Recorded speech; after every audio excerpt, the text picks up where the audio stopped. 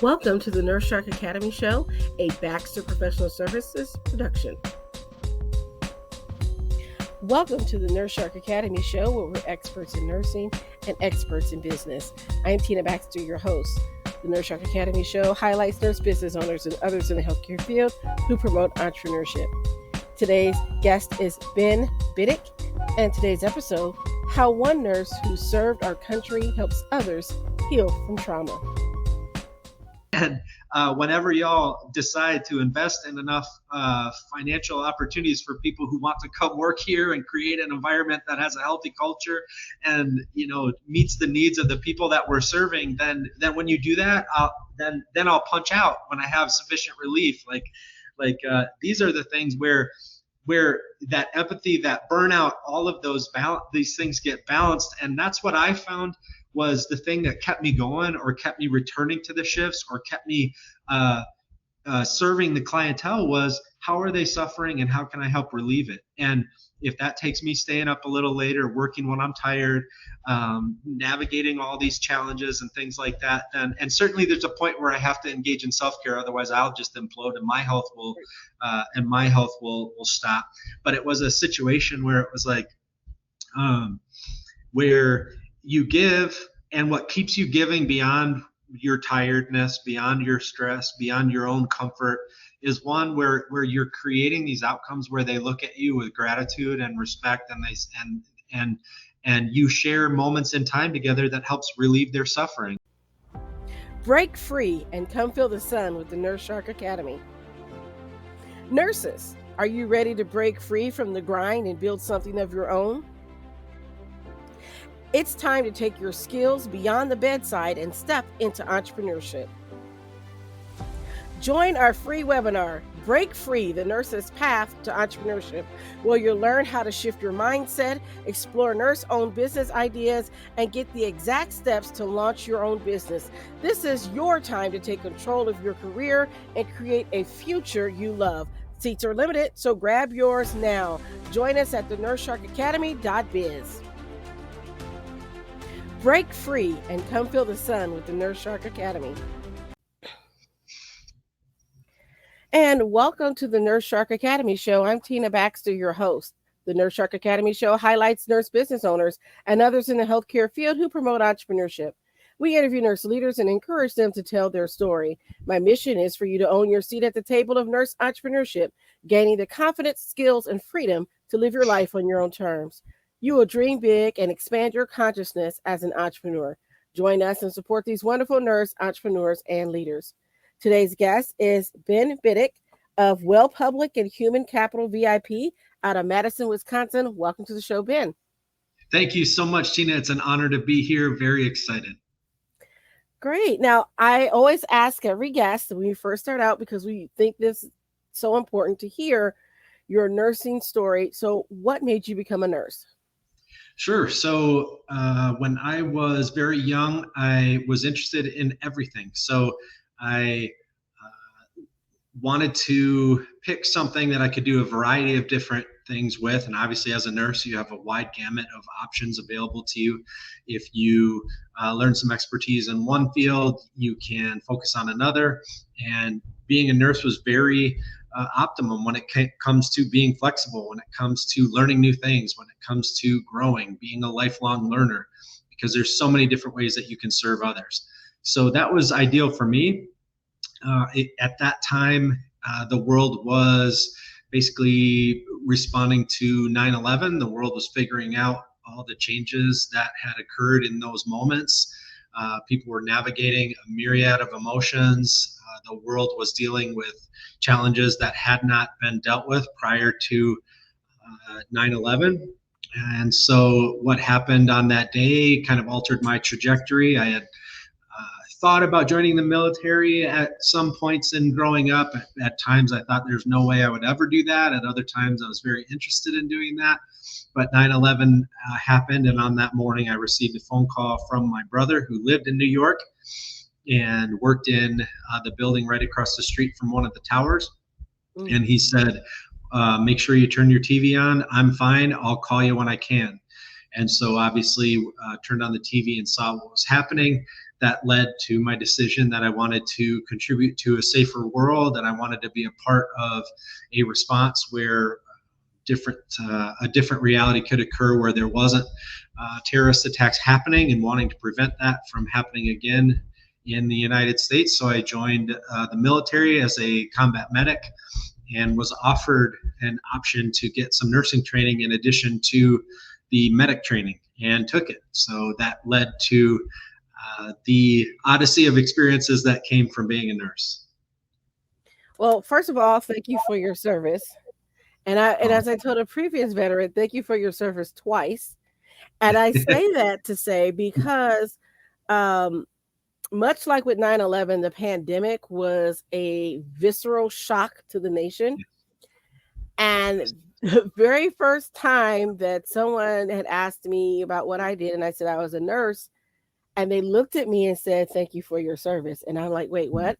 I'm not in the military, but it felt like we were So at true. war.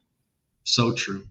And I think we're going to see a lot more studies come out to show about the PTSD and things like that that nurses have gone through.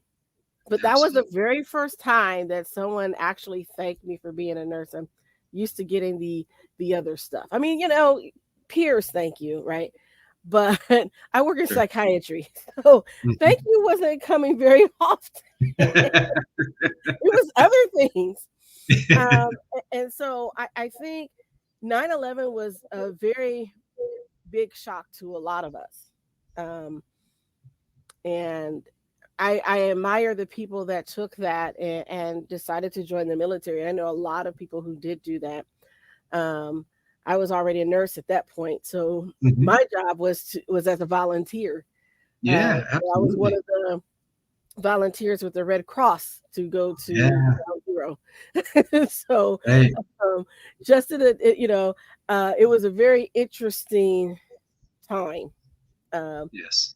To be in New York. And originally I was supposed to go to the Pentagon, but they changed me at the last minute. There was a lot of security concerns during that time. So I can imagine. I'm so glad your brother made it out okay. Because I've heard stories about people during my time there and working with the people who survived, but nothing was ever the same for them. We had a woman that was injured by some falling debris from one of the planes, like propellers or something. And it just kind of sheared the back half of her off.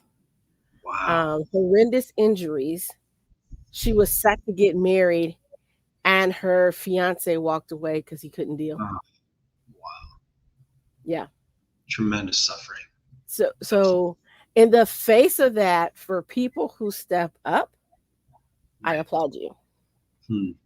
Well, I applaud you as well. And the honor, it was an honor to serve.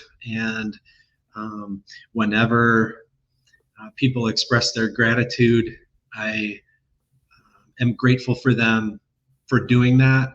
And I take that gratitude and I say, thank you for honoring that. And I hand it right over to the families of those whose loved ones didn't come home on those days. And it often is a healthy way for us all to give a deep bow to those who are no longer with us and to those who experienced that suffering, and then to honor those and to have the honor of giving to those who have dealt with severe losses. And I loved what you said about the post-traumatic stress during the pandemic, and also dealing with the post-traumatic stress of so many people who dealt with some severe trauma during these time frames. You're so right. And the studies show that post-traumatic stress comes when two things are paired, right? A feeling of helplessness paired with a sense of extreme terror or horror. It's something very awful that they're experiencing. And certainly day in and day out, seeing people struggling to breathe from the COVID virus to all of the violence and trauma that occurred on our shores and overseas, and so much of the support staff who participate during during experiences of war who tend to the wounds that come from violence often have that psychological trauma, and it's often the support staff who are on the receiving end of experiencing all the toll that comes from that violence, high rates of PTSD. So I really honor, especially your service in psychiatry, especially your service of serving as a Red Cross volunteer during a chaotic and intense period of our history, and a dynamic and kinetic time where we didn't know what was coming next. So I give you a bow of honor and respect too for all of that you have done to make our world a safer and kinder place.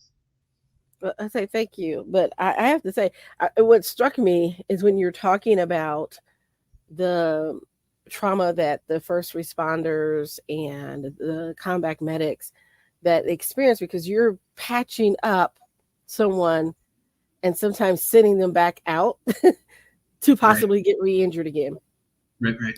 And there's so much that goes on with that. And as a person who works in psychiatry, we hear some pretty horrific stories. Yep.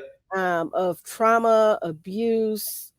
I remember there was a girl, an adolescent girl, whose family was in a ritualistic cult that was sexually abused. And it was just some really horrible things. And as nurses, we kind of hold all of that. Right. And have to figure out then how to manage that, compartmentalize that, when you're supposed to always be empathetic and giving and giving and giving. And yet you wonder who's going to give back to you. And so then we go and we turn to other things and we get involved, or we just burn out. Right. That's it. And so, I've had some burnout professionals here on this show. And one of the things that it brings up is we're so tired of hearing about you got to be resilient. Yep. Yeah. How about we make some changes, right? Exactly. Yeah. So I want some of our listeners to really understand, because I'm kind of fascinated being that you're in the military during that period of time. And I know that there's certain things that you cannot talk about, but I want to know, I work with a lot of veterans, by the way. Yeah. So I know there's certain things you can't talk about, even to your psychiatric provider. You're not allowed to say what really happened. But what was it like to be a medic and a nurse at that time? Because I want to, because there may be someone who's thinking about going into the military, thinking about how they can serve. I had another guest, and she was a military nurse for several years as well, and really enjoyed her time. I think she was in the Navy. And so what was it like for you? Because I want people to understand what it was like to be in that position. Sure. So one of the things that really stands out as I reflect on that time, just tremendous friendships, tremendous sense of purpose. You're a part of something that's bigger than you. So there's a lot of really quality values that are associated with that you experience. That is not often experienced in the civilian world. I think basically concepts where you genuinely have leadership that want you to be your very best and succeed, because you having more skills, being greater at what you do, demonstrating excellence, you're literally contributing to a mission that is satisfying, engaging. You're willing to gladly offer up, working if you need to 20-hour shifts or whatever it is. And we can talk about burnout certainly, but when you're filled with a sense of purpose like that, and everyone is working together to achieve an outcome that is extremely noble, that is something that is very revered by a team, you get cohesion there that goes above and beyond. You love one another truly. And a lot of the times you don't get that in civilian environments, where it's basically, healthcare for money overall, and a lot of billboards of different healthcare organizations will say, compassion, and they'll say all these things. But we get into the business of American healthcare, and there's a lot of questions about that, especially how staffs are treated, and expectations of how the whole animal works with regard to American healthcare. But not to get into that too much at this point, the thing that I think of as far as the military experience during my tenure and I was in from 2002 until 2010. And during that period, one thing as I reflect on it, the main point was people in leadership and your peers were all really committed to helping everyone be their very best. And that type of cohesion and selflessness and honor, that was something that I think I will always treasure, and that it was kind of a rude awakening in transitioning into different civilian side healthcare situations, because that wasn't necessarily there. A lot of vindictiveness or ego driven situations, and people jealousy, different things where it didn't always seem that the goal was for us all to be our very best to relieve the suffering of others. It was a very pure experience in that moment in history. And as far as those who want to potentially or are considering joining the military, I would encourage you to make the most of that opportunity, because so much of it is geared towards getting you everything you need to do to succeed. But there's also, like you said, huge challenges there. There's a lot of sexual assault. There is a lot of trauma. There's a lot of really horrific things that happen because people are under stress and people are experiencing some pretty intense power. When you're a non-commissioned officer, or you're an officer and you're leading troops, or you're leading human beings into highly stressful environments, we know what stress does to people. And oftentimes people are not empowered to manage that stress in a healthy way. And when the mission comes first, oftentimes that creates power situations between people that lead to really horrific experiences as well. So my experience of that positivity and that team cohesion and all of that things, I know that's not the experience of everyone. Oftentimes people go in, are assaulted, have had really awful experiences at the hands of those who are supposed to be their most powerful advocates. There's some of their protectors, some people in powerful positions who abuse that. So being aware of all that, you need to be very wise in the choices that you make, and then in protecting yourself and advocating for yourself in situations where you very often are just a number, and you need to really practice self-care, protection, and be wise about who you align yourself with. What I find interesting is I had a conversation with a nurse who was the person who started the sexual assault nurse examiner program for the military. And as part of our conversations, we were talking about the difference between commissioned and being non-commissioned. And so I remember being a nursing student, getting ready to graduate, and the recruiters are always there, when you're getting ready to graduate. And they're like, we'll make you a commissioned officer and we'll give you a MASH unit, just like MASH. And he had a great sell, but I was like, sorry, sir, I'm getting married. And my husband fiance is getting out of the military. So I know a little bit more about them. Right. And my dad was in the Army. My dad actually loved being in the Army. He was stationed in Germany and he loved it. And so for him, that was a good time. But it was close to Vietnam. So he was almost deployed to Vietnam. And just when he was about to be deployed, the war ended. My uncle was in the Korean War. Wow. I was never quite the same from being in the Korean War. This is a man that slept with his eyes open, which was really creepy as a child. Yeah, absolutely. And you don't wake him up. You let him gradually wake up. Yeah.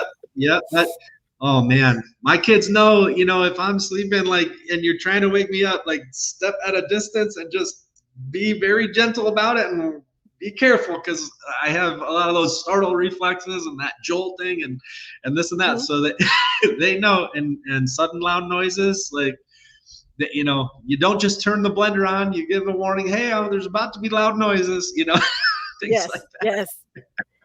It's so funny. As nurses, we deal with so much. And I remember I was working in the inpatient psychiatry unit and I had to have surgery. So they put me out. And I just remember coming to and I was thinking, I hurt all over. Part of it was because of the type of surgery they had to, put some gas in my stomach and all that kind of stuff. So I was bloated with that. And I just remember thinking, either I've been in a very bad car wreck or a patient beat me and I said shit, beat the shit out of me. So I was coming to and I said, what happened? And they're like, you just had surgery. I was like, oh, I thought I got beat up by a patient. And they're all looking at each other like, what? And then the other nurse goes, she works at the Anderson Center. You're like, oh. It all makes sense. Yeah. Because that was my right. first thought. I was like, somebody's beat me up. I'm like, oh my gosh, what happened? Yeah. Yeah. Psychiatry is no joke, man.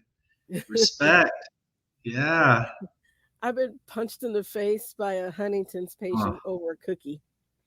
Wow. Yeah. I did a clinical rotation at, I won't say the location, but, certain realities that they would talk about was like, you don't turn your back on people in this unit. And they had recounted how a psychiatrist had been doing notes or documenting, client visits and things like that on the unit. And one of the patients had taken a fire extinguisher off the wall and basically hit him with it over the head. And basically he was in a vegetative state after that. And so there's some pretty intense lessons that can be learned, and super respect to people who day in and day out serve people with severe and persistent mental illness. It is a tremendous service and volatile, risky. Yes, it can be. I have another show and we talk about some of the challenges that we face in nursing. And there's home care is another very stressful situation because you're going in someone's home and you don't know what's going to be in there, what's waiting for you behind that door. And so I cover some of those news stories of things that are happening because I want people to know, hey, take care of yourself. Be careful as nurses. So I appreciate your insights into all of this. And I think it's important that we get a chance to talk about not just the negative parts of nursing, but the good parts as well, and to share our nursing story. So then let's fast forward to you're out of the military, you're doing your civilian life as a nurse. How did you go from working as a nurse to entrepreneurship? How did that come about? Well, it stemmed back, I think, to a certain degree with that interest in everything. I never, one career path, it was hard to fulfill everything that I was interested in. So I was always learning. And that's the cool thing about nursing. You're dealing with people from all sorts of different backgrounds and experiences. You're constantly learning different things. And so I love hearing people's stories, hearing these things that people have been through and overcoming, adversity. Just seeing all the things and the human dynamics. And one thing that was extremely interesting to me all along was, how do people respond to these trauma histories? How do people respond? How do they get to the point where we're talking in an ER at 3 a.m. and whether they've just tried to harm themselves and then they recount this tremendous history of abuse, neglect, horrific poverty, different things that they've experienced all along. And I worked in crisis for a number of years. I worked doing, I would talk with people who are incarcerated. I would talk with people who were dealing with mental health challenges. And so much of that goes back to a trauma history, to childhood, into combat, into sexual assault, to cancer treatment, to all of these forms of adversity. I would just became very curious about how do people survive it? how do they get here? And we have this conversation, and basically we're having this intense moment where we're connecting as human beings. They're telling their story of suffering because I'm just active listening. I'm just here to provide presence. We're going to be here for hours. We might as well we might as well understand certain things. And that's what provided me with the ability then to give quality patient care, because I was getting to the point where I'm understanding in depth what they've been through, where they're coming from, what they're concerned about, what they're scared of, what triggers that they have, so I don't unwittingly trigger them on something. By listening, we start that whole process of healing. And sometimes people don't even understand the significance of just not providing any solutions whatsoever, and the treatment being just listening. That alone can save a life at certain points, and particularly those who come in or who are combative or who are struggling or coming off of different chemicals in their bodies that they've put in there or been exposed to willingly or unwillingly. All of these things get us to a point where it all starts, I think, with listening and hearing their experiences with compassion, with empathy as we're able to. And that's the thing. I remember I was working at a county jail. I won't disclose which one. And the nursing staff was always short. They were always calling, please come work, please come in, this and that. And they didn't have enough people and all this. And I remember I worked a 20-hour shift, and the person involved or in compliance or involved in the payment and some of the HR stuff said, hey, you forgot to punch out. You were missing a punch on your timesheet or whatever. And I was like, no. He's like, wait a second, I don't think that's legal. And I'm like, well, I can't leave. These patients need insulin. You need to hire people. Like, I'm not just going to leave. Like, I was here. I stayed on. I did what I needed to do to provide the care that I needed to give to these people. And whenever y'all decide to invest in enough financial opportunities for people who want to come work here and create an environment that has a healthy culture and meets the needs of the people that we're serving, then when you do that, then I'll punch out when I have sufficient relief. These are the things where that empathy, that burnout, all of these things get balanced. And that's what I found was the thing that kept me going, or kept me returning to the shifts, or kept me serving the clientele, was how are they suffering and how can I help relieve it? And if that takes me staying up a little later, working when I'm tired, navigating all these challenges and things like that, then, and certainly there's a point where I have to engage in self-care, otherwise I'll just implode and my health will stop. But it was a situation where it was like, where you give, and what keeps you giving beyond your tiredness, beyond your stress, beyond your own comfort, is one where you're creating these outcomes where they look at you with gratitude and respect, and you share moments in time together that helps relieve their suffering. And those are the things that I will carry to my grave, of saying that was a day well lived, and I'm grateful for the opportunity to have served. I don't care that I was tired. I don't care that they needed somebody, and I had the honor of being the person that could meet their need at that point. And but now in some of the roles that I do, where I have oversight over nursing staffs or over people who are working, or social workers who are facing these types of challenges where the need is this big and the resources being devoted is only this big. I can be their advocate. I can say it's not okay for our staff to burn themselves out, and we need to provide that change that you were talking about. Not just, hey, go meditate for 5 minutes, but let's sure do the meditation if that's helpful for you. But at the same time, we as an organization have a duty and a respect. And if we're going to have employees that are retained and that we have loyalty for, we're going to create an environment that pays them well, that honors their needs, that doesn't expect them to work a 20-hour shift and just say, suck it up, buttercup. But we're going to create environments where they have longevity and consistency of service, because they're cared for, they're respected, they're valued, and they're empowered to do what makes them engaged excited, and draws them back to come back for their next shift in a happy and healthy way, where they have family relationships that they can actually spend time with their loved ones and be there for their children's events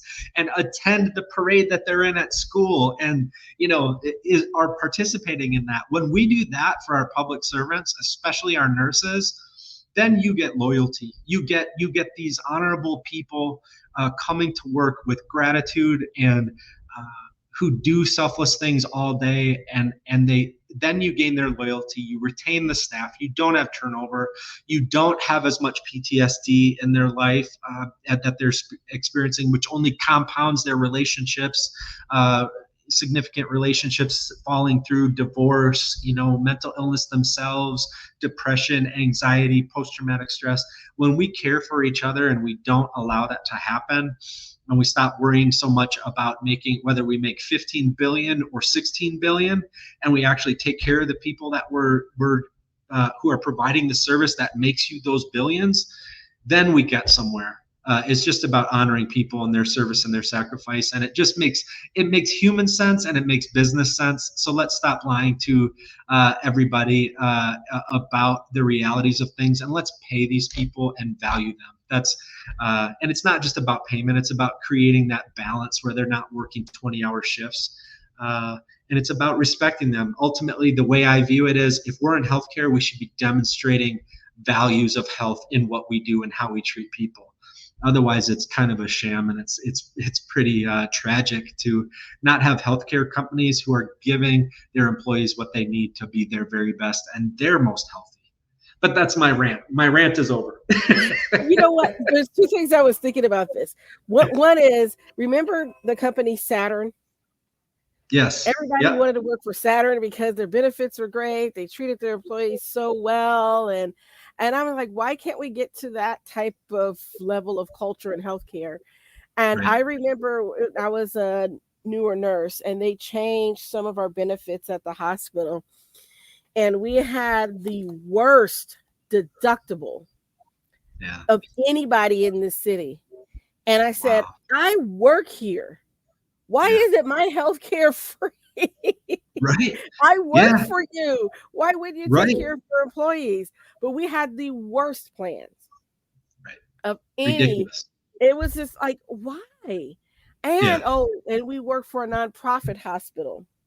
Catholic run nonprofit hospital that talked about dignity for the poor. And I'm like, so you want us to stay poor? That's the idea. Yeah, that's the message being sent. Like, come on now. Like, please. Like, this is a healthcare organization. Are we demonstrating the realities of healthcare? Like, are we looking at the research of what makes people healthy and translating those realities to our staff? Because if we do that, guess what? Our staff are going to be healthy. Our staff are going to be happy. They're going to have great relationships. They're going to be paid well. They're going to experience a sense of appreciation and value. And guess what? They're going to extend that to your customers, who are your patients. So the first question coming in the door is, what hurts? How are you doing? Are you okay? How can we help? Instead of, do you have insurance? What is it? What does it cover? It's like, come on now. Come on, we're a healthcare company. Let's be Let's be healthy. I think it's ironic that they give us paid time off, but yet refuse to let you use it. I just think that's just, you shouldn't have to jump through hoops. That's it. To have your time off. I'm all for making sure the unit's covered and people working stuff out and saying, hey, look, I'm taking time off here. Can you cover here? I'll cover you there. I get that. I think that makes total sense. But what I don't get is are you taking time off again? Exactly. Or having to, right. Where are you going? What are you doing? Mm-hmm. Exactly. Absolutely. Like, your benefit package affords me this. Yes. You're parading it around, saying to everybody in the public on your billboards, etc., look at all the great things we do for our employees. But now you're shaming me for using the benefits that you're allotting me, that human resources says I'm allowed to use. So why are you shaming and manipulating and coercing me to feel this way when I'm trying to utilize the benefits that you parade around as a reason to work here, as a reason for my loyalty. So it's like, come on, have some integrity, like leadership, Mhm. like You know hire a what's couple so more people. so funny? When I was working, I had this manager, and she would call you all the time and beg you to work and manipulate you into working, to where I got to, this is before caller ID, I got to taking the phone off the hook. Yep. And I told my husband, do not hang up that phone. And one day he did, and he goes, oh, so and so's on the phone. I was so mad. Yeah. I Oh, told him, yeah. I'm not here. Yep. I am not here. That's it. I don't like to lie, Yeah. but I'm like, I am not here. So I Yep. would know during certain hours, particularly when I was trying to sleep, the phone Yep. is off the hook, because I was a night Yep. shift nurse. The phone is That's off the right. hook. I am not answering the phone. I am not going to work. I would purposely go out shopping. This is before we had cell phones. I would go Yep. out shopping and leave Mhm. my beeper at home, on Yep. accident, so they couldn't Yep. get a hold of me.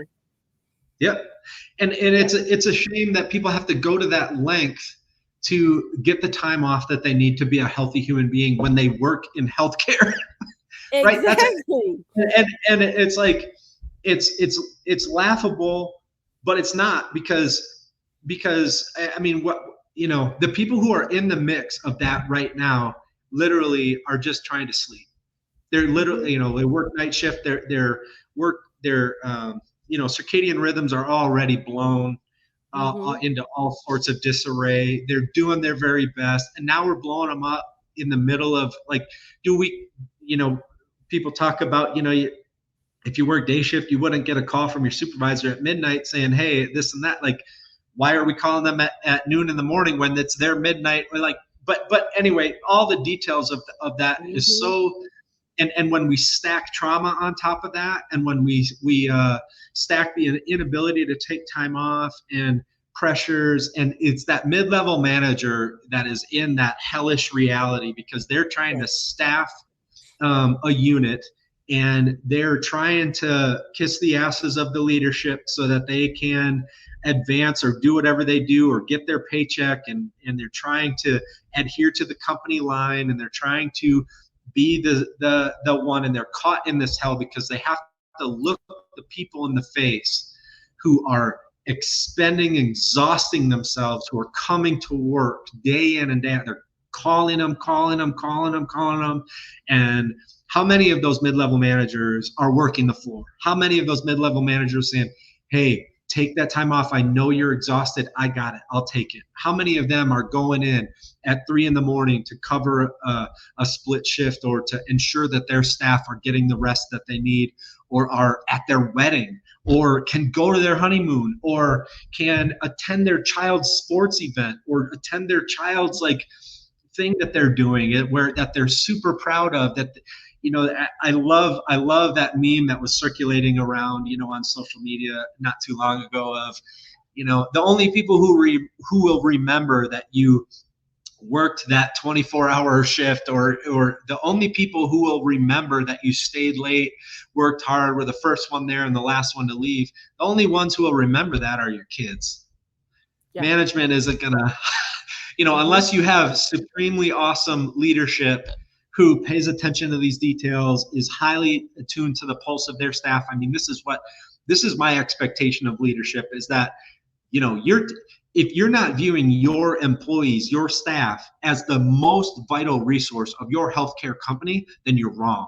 If you're not in tune with every member of your staff, how they're doing outside of work stuff, are they caregivers? In the state that I live in, 1 in 4 job applicants who are applying for any job, whether it's healthcare or not, are full-time caregivers of a family member with a developmental disability, or a aging related change like dementia. So these people have a full-time job outside of work where they're caring for another human being. And if anybody knows how challenging dementia care is, especially for those who are in advanced stages of that, if Mm-hmm. people and leadership of organizations knew the intensity of what that caregiving does and what it requires from people, and they're applying for a job that they're trying to get benefits for, that if they're carrying the benefits, it oftentimes has a direct impact on what's happening with the person that they're caregiving for. If it's a child of theirs, these are vital healthcare needs. These are vital needs that they're trying to get. And we will literally put these people into a fight or flight reality because of their need for healthcare benefits. I mean, Mm-hmm. literally that job they're applying for is to ensure that the medical needs of themselves and their loved ones are met, that they have coverage for appointments that they may not even be able to attend because they can't get the time off. And unless they like flex really hard of needing FMLA, or this is my sick time, I need to attend this, or I have cancer, or all these things on top of it. These are basic human needs. And if we're not able to recognize that people coming into our organizations already have a ton on their plate, if we can't understand that as leaders of a healthcare company, then shame on us. I so agree. I was in that middle management where at that time I could bribe you with gift cards. I couldn't do that Yeah, anymore. The yeah, IRS right. took that away from me, saying, well, you have to count it as their compensation. And I'm like, so Yeah, you're telling me yeah, giving them a $25 gift card to go have dinner with their yeah, spouse, it's right. compensation? Oh, it was just so infuriating. Um, Absolutely. You Having to can't fill win at those that point. gaps. You can't win. Yeah, And so, then because the company took away my ability to give double time and triple time. So yeah. then it was gift cards, and then I couldn't do that anymore. And I was like, I have no incentive for them to come That's in with it. these extra gifts other than And we guilt. wonder And that why they're only went upset. so far. Hmm. Yeah. And we wonder Yeah. why they leave. Yeah. Hmm. It's like when you're at that point and you see that, you see their faces, you have to, you're understanding those dynamics, and you're doing your best. You're trying to be innovative. You're coming up ways. What can we do to help them? What can we do to how can we help recognize? And you're painting that picture for the leaders above you. You're saying, look, do you understand what you're asking me to do by telling me that they have to do this? Do you understand what you're asking me as a mid-level manager to do to these people? Do you know that so and so, is a caregiver on their off time, has 2 kids, this and that, is a single mom, is dealing with the medical diagnosis of their own, because you hear about it, because they come in exhausted, and you want me to write them up when they're showing up after they're dealing with like whatever, and all these challenges. Like, do you realize what you're telling me to do? And then so many people are experiencing that moral injury, right? that Yes. that those violations of their values and integrity, because why did they get into healthcare? Because they're trying to relieve the suffering of others, because they're honorable human beings, because they care about others, because they're sensitive, because they care. And now, we're getting, quote, leaders. I don't call them leaders. I'm just saying people in positions of authority who, Yes. they drive a Lexus home at night and think everything's fine. They walk the halls, I don't hear any complaints, everything must be fine. But and strategically avoiding the realities of like what's happening there, when they have the power and the authority to ultimately make significant changes, to advocate not just for their patients but for their own staffs. And they just kind of turn a blind eye to that and take the paycheck. And that's why we experience, the burnout. And when we get honest about and when we have leaders who are willing to have integrity and to not take that paycheck and blindly turn an eye to what's happening in their hallways, and actually take the time to do the same thing we talked about before, that active listening to our staff. When we do that, Well, hey, then we get somewhere. we used to have this thing called the open door policy, right? You're supposed to keep your door open in management so that people could come in and ask you questions and be open and all this stuff. And I'm like, all that's gone away to the wayside for, make sure you meet my metrics, because if I don't meet my metrics, then I don't get That's my it. bonus.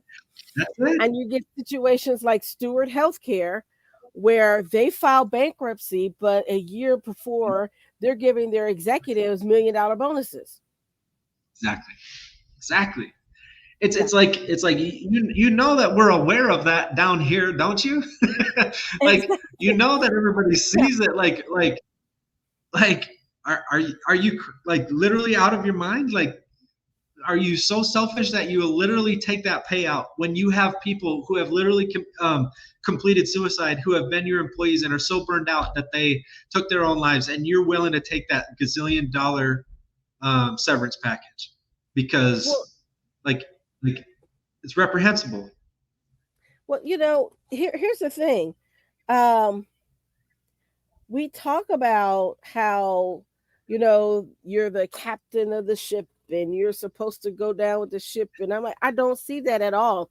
And for me, I'm like, if you're supposed to make these certain metrics and do so well so that you can get your bonus, if the rest of your company's not doing well, that you're not paying your vendors, that they've come and repossessed Yeah. hospital equipment, how dare you give yourself a bonus? You are doing a terrible job as a Yep. leader if the rest of your Yep. company is falling apart and it's on fire, but you got a yacht. That's it. I just Yeah. the lack of integrity um Yeah. is just astounding. It's And mind blowing. it is. And I don't understand that. If the company is not doing well, no one gets a bonus as far as I'm concerned. Everybody Right. has to put in extra because we got to Yeah. turn this ship around. Yep. So we can talk about this in Yeah. healthcare for a very long time. But I did want to kind of get some more information about your company and what it is that you do Sure. and how someone Sure. can reach out to you. Sure. So I'm super grateful for everybody out there who is listening to this. Thank you for taking the time uh, to listen. If this is engaging to you or resonates with you, I would love to figure out ways to partner with anybody listening towards more emotionally intelligent organizations. And so what I focus on doing, and thank you so much, Tina, for your amazing, not just your service here as a nurse, but your drive for entrepreneurship and empowering people who watch your show and learning valuable lessons about how nurses are doing creative and innovative things. The cool thing is a phrase that I love to recount is you never neglect a good crisis. Like a crisis is a huge opportunity. So everything we've been talking about here is a huge opportunity for, if you are a leader, if you are somebody who cares about people, if you have seen these types of things happening in organizations and you just have a distaste in your mouth, you have experienced the trauma of being, shamed, of being told, you've been on the end of receiving those 74 phone calls a day from your quote leadership trying to get you to come in and work, and you've seen the suffering of others and you see the demand there for healthy organizations. One thing that I love to do is, as a part of wellpublic.org, it's a nonprofit I've just started, and what it is it focuses on all those noble organizations out there that are public service organizations. You've earned these grants, you've gotten these things that are there to create tremendous outcomes for the public or raise awareness about certain challenges like addiction, like substance use disorders, like mental illness, like poverty related challenges that people experience, overcoming awful realities in our world and helping people overcome adversity. You've gotten grants for that, and maybe you don't have enough staff to get the outcome that you're looking for, or you need a tech related support to help take those grassroots efforts, those amazing, honorable people who are out there doing that great work, and you just want to magnify that impact. I specialize with my team in helping you create that impact. So we have all sorts of things. My spiel, you can learn more at wellpublic.org that you see there. But we do in-person, hybrid, and online events. We do social media outreach that impresses your board members. We create custom solutions and ease of grant reporting. So if you have grant money that you're trying to utilize in a way that creates a profound impact, we can help take what you're currently doing.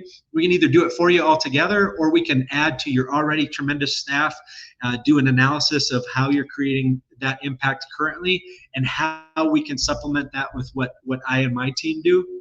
And we will create tremendous outcomes for you that will have your board members excited, that'll have your community engaged, and that will create outcomes, life-changing outcomes. We're getting back to the purity of that service that we're talking about, Tina, that we're talking about, that healthcare is intended for, that healthcare in its purest sense is there to do. We do this with all sorts of engaging organizations. We do it with education, we do it with tech, we do it with well-being focuses, and we do it in a way where we create emotionally intelligent solutions. So if you have a grant or you're creating a societal outcome that makes our society more kind, more compassionate, more smart, more caring, we're here to magnify that and to empower you in doing that. Reach out today. All right. Well, thank you. Thank you so much. It sounds like you're doing such great and important work.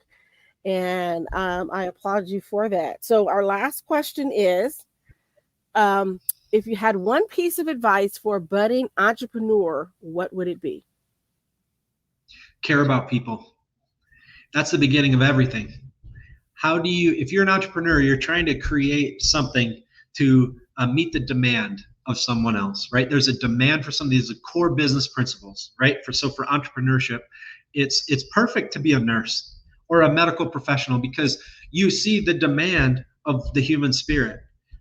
People come into your clinic, they come in, whether it's a mental health clinic, whether it's an ER, whether it's an internal medicine clinic, no matter how you serve as a medical professional, you're meeting a demand, right? And you see the needs of people. You're on the front lines.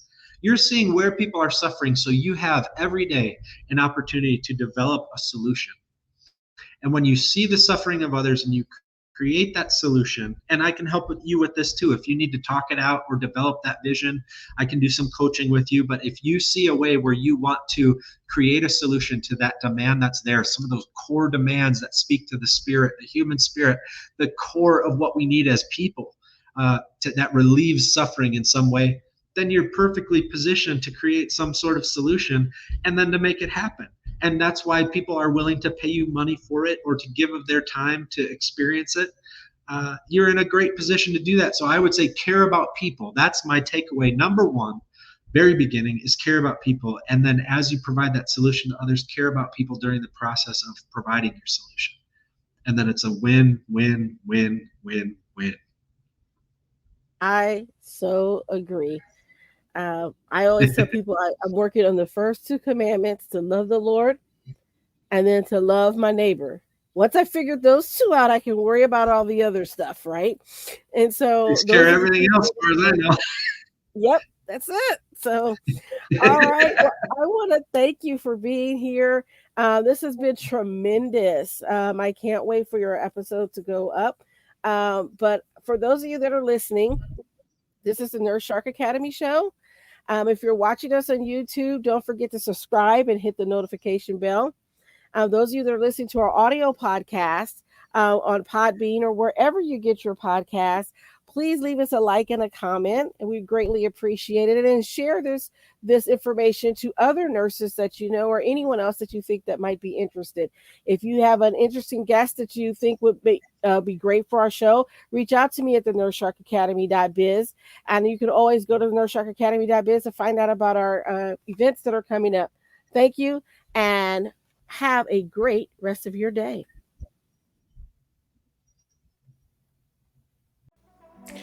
Ready to turn your nursing skills into a thriving business? At the Nurse Shark Academy, we give you expert strategies, real startup guidance, and the support to go from employee to empowered entrepreneur. Join us and build the nurse-owned business of your dreams. Start today and join us at the nursesharkacademy.biz. Thank you for listening to the Nurse Shark Academy show wherever you get your podcasts or watching us on YouTube. Don't forget to like and subscribe, and don't forget to hit the notification bell so that you'll know when all of our episodes come out. If you want further information, you can contact us on the nursesharkacademy.biz.